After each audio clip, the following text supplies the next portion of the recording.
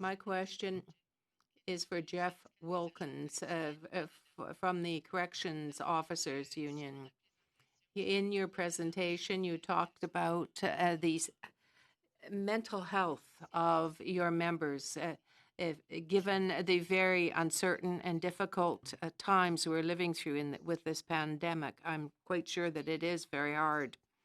But this brings me, though, to the mental health of inmates. Because of the pandemic, the inmates have to be in their cells for longer periods of time, and it's almost like being in solitary. That has very negative effects on their mental health.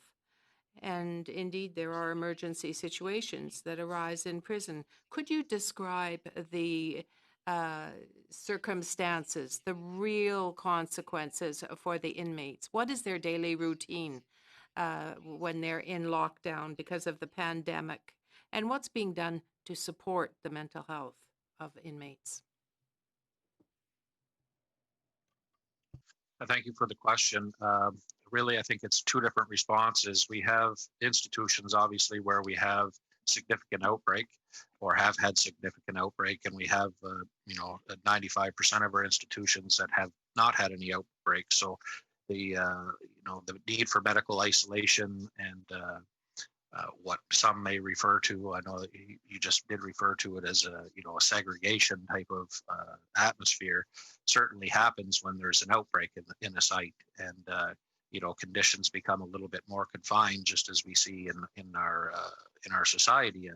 The need to this virus spreads through people contacting one another, and of course that's what it is that we have to look at. Now, of course, there's many things that we have been in discussion with the Correctional Service all along on to try to maintain, to the best that we can, contacts for inmates, whether it's through video visitation, chaplain services, if it's a possibility, and obviously our mental health teams in each of our institutions are continuing their work, most specifically in ones that are a little bit more open. So it's absolutely, it's a concern. It's a concern for everybody. It's a concern for every Canadian across this country. Mental health coming out of this COVID-19, and of course, with the restrictions in some of our institutions because of the disease, it does lend itself to a bigger problem. So it is something certainly that the service is going to need to look at.